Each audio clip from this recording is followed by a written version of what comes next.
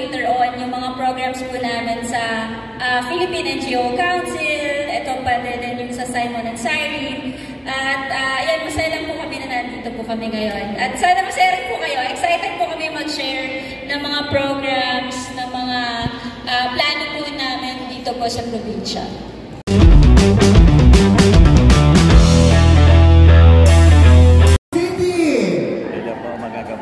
Naka-Korean. Nandito po. From Manilipon, Albay. Albay Astrodome. Naka-Violet. Merry Christmas. Daming tao dyan. Uwas. Regional Congress po ng mga... Ay, ang lugar kung sa iyan, may mga pinakamasirap na puto. Uwas. Speaker ngayon yung aking anak, si Queenie. Ay, mayatong pasiram at message naman sa ating mga kababayan. Tobacco City! So, andito po kami sa Albay. Wow, from the Pansang capital of the world. Ayan. From the city of love. Legazpi City! And then kami po ay from the Philippine NGO. Meron sampo from Legazpi City. Representing the 75 barangays. Para samahan tayo sa isang magandang usapan. Nasaan po ang taga-Hubilian? So ngayon, speaker ka pala rito. Marami din. From the Regional Congress ito. Regional From Rapo-Rapo. Alam niyo naman Regional po Congress na ng mga PXW dito sa Albay. So, as an NGO manager, ano na yung NGO na kinaka-aniban mo? Wala. Medyo may sa communication ngayon. Kasama pa rin natin yung mga BHW from Rapo-Rapo. Nanonood sila ng Facebook Live ngayong hapon na to. Ano pa na kalimutan ko?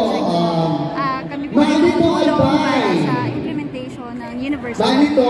Sa buong Pilipinas, pero focus po kami sa 3 project areas, Tobacco City, Baguio City, at ang Barangay Bagong Silangan. Ginabay! Mamaya mga kababayan, kaya nyo sa iyo, may pinakasira, pero sa na Regional Congress. Diba? Makikita po ninyo ang daming tao po. Pakita ko po sa inyo. Yan po. Garlic and pinangat flavor. Ang daming ano tao. pa nakalimutan ko from Albay? Dito mag-speak yung aking anak mga kababayan. Nasaan ang nakapibiran? Ayan. From the Corner Festival. Ano pa nakalimutan? Ayan yun. From Caraguboy Festival. Ayan. Let us all welcome Maricar G. Laigo Valiedo. Palakpakan pa natin si Madam. So yung first guest. Thank you so much, ma'am, for coming. Dito po kayo, ma'am. Your physical attributes. Dito po ba? Depende daw sa weight. NGO Council on Population Health and Welfare Incorporated or PNGOC for the SICAD sa UHC project. For the past 10 years, Nick has been working on gender advocacy, health, and human rights. Last 2018, she was invited by Boy Abunda during the Boy Abunda Talks together with Miss International Kylie Versosa, Jasmine Cortez-Smith, and Bella Padilla. She took her bachelor degree in elementary education at Nicol University, and at the present, she is taking her master degree in community development at the University of the Philippines, Diliman. Ladies and gentlemen, the pride of Albay, a good friend of mine, Nick Maravillas. Ayan. Our next speaker, Educational Center in Legazpi City, physical therapist. Our last guest, he is a graduate of PE Medical School in more on the universal health care services in the Philippines. And of course, kung ano yung ating contribution and participation ng ating mga kung meron ba tayong guest, ito talaga yung pinaka-panauhing pandangan ang ating mga nagagandahan at yung mga barangay health work. Madam and sir, sabi ko nga sa inyo kanina, based on weight, dahil pareho kaming above 75, magkatabi katabi kami. Ito naman yung mga below 50s, saya. So, kamustahin natin si Madam. Okay na? Simulan natin from the Simon of Cyrene. Kamusta po ma'am yung biyahe from Banyang na nag-aalpine to Astrodome? Parang malayo, no? Hello. Yes, thank you for that question. Okay naman po. Wala naman traffic. And hindi umulan. Thankful. Ayaw, palakpakan natin po naman Legazpi City. Okay na. Kanina traffic lang. Pero una po, maupma po ako. Masaya po ako na nakabalik po ako sa Bicol at this time. Kasi ang lagi po namin kasama is yung Tabaco City. So ngayon nakasama po at nagkaroon po kami ng pagkakataon na ibahagi later on yung mga programs po namin sa Philippine NGO Council, ito pa din yung sa Simon and Cyrene. At yan, masaya lang po kami na nandito po kami ngayon. At sana masaya rin po kayo. Excited po kami mag-share ng mga programs, ng mga plano po namin dito po sa probinsya. Buti dumating kami kahapon ng madaling araw, so hindi pa maulan. So nagpapasalamat kami sa pagkakataon makabalik. For the last 20 years, pabalik-balik po ako sa buong region ng Bicol. Actually, yung first time ko sa Bicol region ay sa Irosin ang una kong nabisita. So, halos dinaanan lang namin Legazpi, paakyat kami Sorsogon. Sorsogon pala ang unang-unang probinsya na nabisita. Ang roots ko po ay taga-Tabaco. Ang aking lola po ay taga-Tabaco. Pero Bicolana din po pala. So ito, napaaga ang pagbisita sa mga BHW. Alam mo, ako lagi ko sinasabi sa NGO work ko, ang unang-unang nagturo sa akin, I think, pag sinabing community organizing, ay mga BHW. Dahil sa pag-observe ko sa kanila, sa work ko, all over the Philippines. Importante, kanina nakita natin sa video, no, sinabi primary healthcare. Nire-recognize talaga na pagdating sa komunidad, yung first contact of health service ng ating mga kababayan ay sino ba? Walang iba kundi yung BHW. Sila yung mapuputing marites ng ating lugar, no? Because you really know the people. Kuminsan na, observe namin, pag may nakasalubong sila, yung iba nagtatago sa BHW, ibig sabihin, alam ng BHW, hindi ka nagpunta sa check-up mo. So, kilala nila yun. So, alam nyo, memoryado nyo. At sa ating health system, yun po yung mahalaga. Kaya nga sabi ni Jem, no, magko-collapse yung ating health system kung wala kayo sa komunidad. So, malaking pasasalamat. At dun sa universal healthcare natin, kayo talaga yung may mabigat na pananagutan, sabihin natin pananagutan at responsibilidad.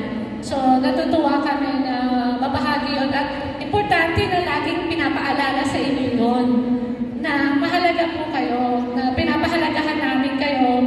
Why do you think na pupunta dito yung ating mga LGU, nagkakaroon tayo ng mga ganitong convention, nagkita-kita tayo because nire-recognize po yung kahalagahan at importansya ng ating mga BHW sa ating health programs. Ayun, sa akin sobrang halaga. Kasi alam niyo po sa Sikat Project, nagkaroon kami ng scoping study sa Barangay Bagong Silangan, Baguio City at sa Tabaco City. Isa sa mga napagtanungan namin na BHW, sabi niya, alam mo ma'am, hindi namin naramdaman na mahalaga kami hanggang nag-pandemic. Tama po ba? Mas naramdaman niyo po yung kahalagahan niyo ng pandemya? At mas naramdaman po ng LGU na mahalaga kayo, tama? Yes, nakita po nila kasi sa mga panahon na mayroong disaster, mayroong mga ganito, nakita natin kung gaano nyo nami-bridge. Kayo po kasi yung nag-bridge between sa community at sa ating local government at sa ating city health. Kasi na kayo po yung nagbigay ng aksyon. Grabe po yung mga sacrifices na ibinigay ng mga health workers during the pandemic. At sana hindi nagtatapos doon. Kasi yung kahalagahan nyo, sabi nga, si Rufa, sabi niya, simula baby siya, diba? Parang nakita natin, baby pa lang tayo, may mga barangay health workers na ina-assist na tayo, ina-assist yung mga nanay, yung mga magulang. So hanggang ngayon, parang ganito lang din yan. Kahit may pandemic o wala, mahalaga kayo. May bagyo o wala, may sakuna o wala, may mga emergency cases pagdating sa health, mahalaga kayo. At natutuwa tayo na kahit papano, nakikita natin yung mga action na nagagawa sa ngayon. Kasi nga, di ba, iniisip natin na sana, kahit matapos yung mga termino ng iba't ibang, lalo ngayon, kakatapos lang ng barangay elections, mahalaga na ma-maintain kayo dahil kayo po ang nakakilala sa ating community. Kayo po ang, di ba, pag tinanong nga namin, sino po yung may sakit na ganito? Yung may ubo. Ito po, ma'am. Kaya nila ibigay agad. Kahit anong impormasyon, maliit, lahat ng detalye, alam nyo. Kaya, ngayon po, hindi lang po kami andito para iparamdam sa inyo yung kahalagaan nyo. At the same time, gusto rin po namin ipakita yung magiging role ng mga barangay health workers pagdating sa universal healthcare. Mga frontliners talaga. And, bakit? Like, sa side promotion and the rights sa amin na mga in-need natin, mga disabled persons. Like, for example, sa services namin ng mga prosthesis. And right now, we are mga bata, mga sanggol na mismo mga magulang hindi alam kung ano ang kanilang ang tawag nito, kondisyon. Kung walang magre-refer, so from you, malalaman nyo mismo na ang bata ay may ganitong kondisyon, alam nyo na kung saan sila pwede lumapit at wala silang totally na ilalabas na pera. They're coming over and listening. Okay. And hayan, maraming salamat. May nalaglag na si Nick, wala na. Hayan. So, narinig nyo naman po na ang ating mga PHW. At nakakatuwa din isipin na hindi lang galing sa kanila na mahalaga kayo, marami kayong contribution, or sa buong Pilipinas, na kahit pa paano po ay meron na kayong boses ngayon sa Kongreso. Kaya palakpakan nyo ang PHW, tama ba? Ang PHW party list. Kasi sila yung PHW. Paano sila nakakatulong? Experience nyo ba? Well, PNGOC, lahat talaga po ng health program namin, we work with local government unit at yung mga local BHWs po natin. Example po nun, halimbawa, dun sa TB prevention and promotion namin, ang talagang tumutulong sa amin sa paghahanap talaga ng mga cases, mga active case findings, ay talaga mga BHWs. So bukod pa doon, dito sa lugar namin, even yung data gathering, sila talaga yung katulong natin. So maraming mga example, I will let the program managers talk about that.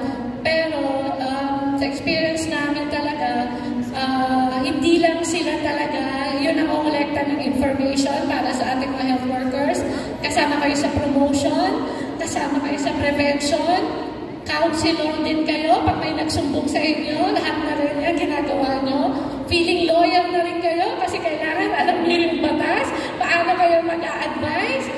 So lahat, mas alam nyo pa nga yung kalusugan ng mga tao kumpara doon sa pamilya nila. No, lahat dahil, anong ibig sabihin nun? Mataas yung tiwala. Mataas yung tiwala sa ating mga BHWs. Kaya kami din, pag kailangan namin ng information on the ground, sila talaga. Bukod pa doon, alam nila yung landscape ng kanilang mga lugar.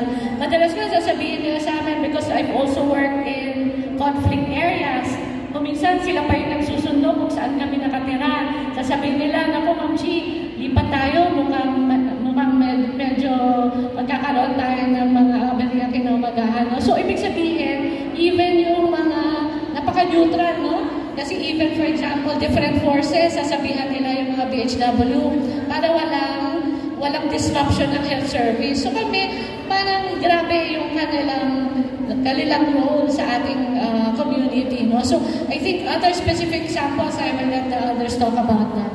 Same question when it comes kay Nick, yung sa SICAT program nyo sa under PNGOC, paano nakakatulong yung ating mga PHW at Magbigay ka pa ng example kung paano pa din na mas matutulungan yung advocacy. Yeah, actually po, di ba, kanento ko po kanina, nagkaroon po kami ng scoping study. Meron pong isang tanong doon, sino ang pinagkakatiwalaan nyo pagdating sa impormasyon sa health? Sino po? Sino po? Hindi ko po marinig. Sino po?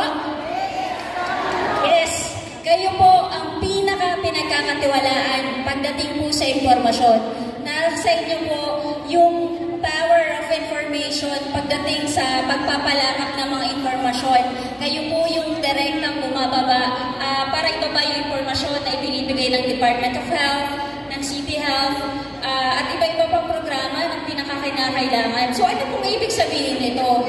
Dahil kayo po yung pinagkakatiwalaan, ibig sabihin po nito, nakita po ng mga tao sa community na, kasi di ba dati, ayan na naman, may nag-iikot na naman.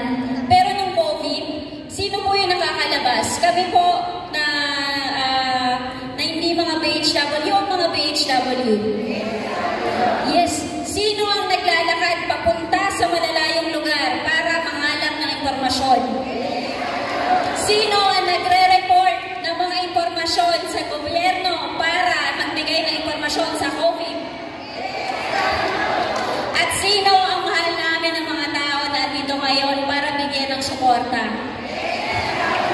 Ayan po, yes, kayo po yun. Kaya sabi ko po sa inyo, sa pag-implement po ng universal healthcare po sa aming programa, importante po kayo.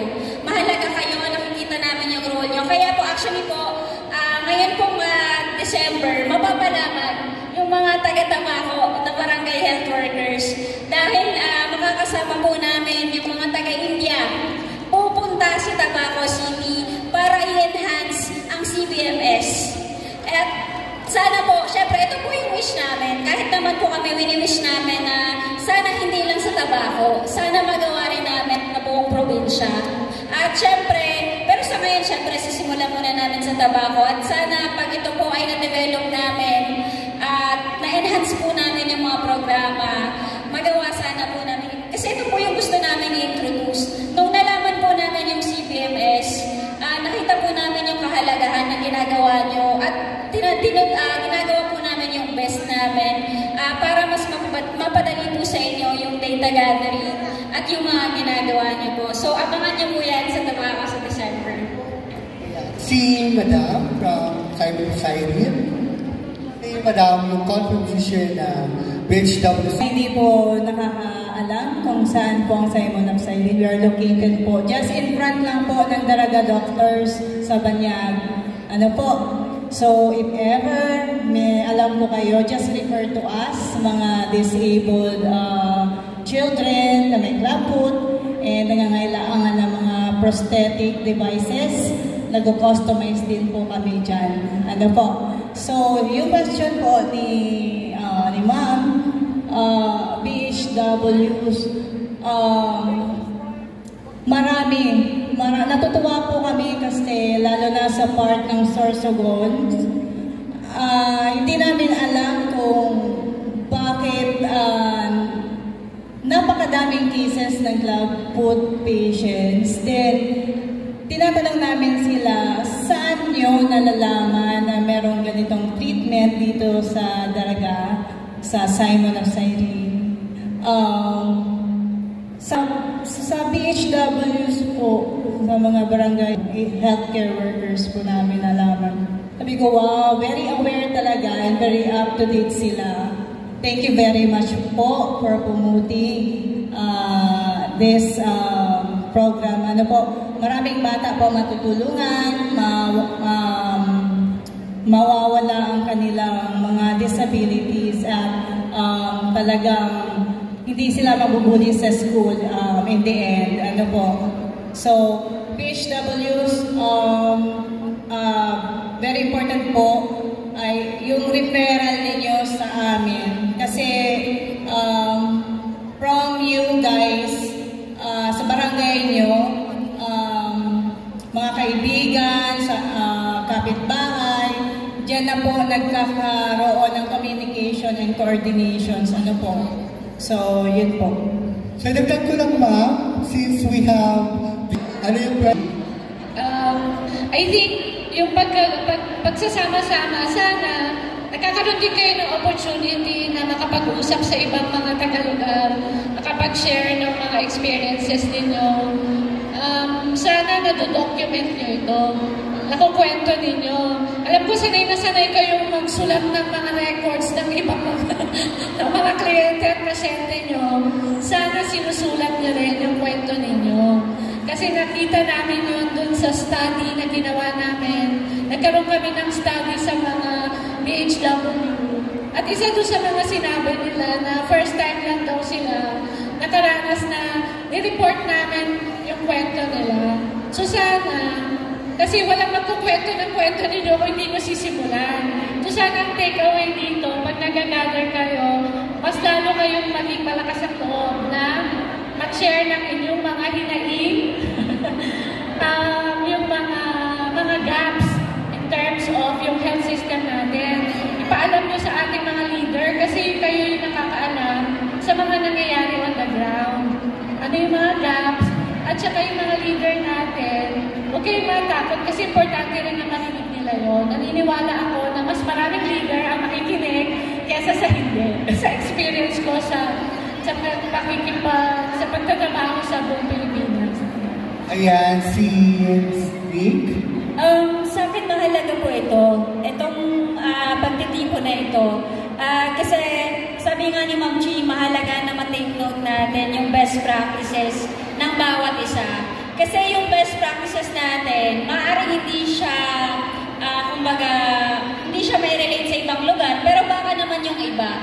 Baka naman yung mga ibang strategiya nyo pagdating sa pag-i-implement, pagdating sa data gathering, ay makatulong rin sa iba. Kasi for example, for Tabaco City, ang strategy kasi nila is, ngayon kasi nagta-transition na sila from home visitations, na bumabalik na sila na sa consultation sa Barangay Health Center pumupunta. Kasi nga gusto natin mas maging proactive yung mga tao pagdating sa pagkukonsulta.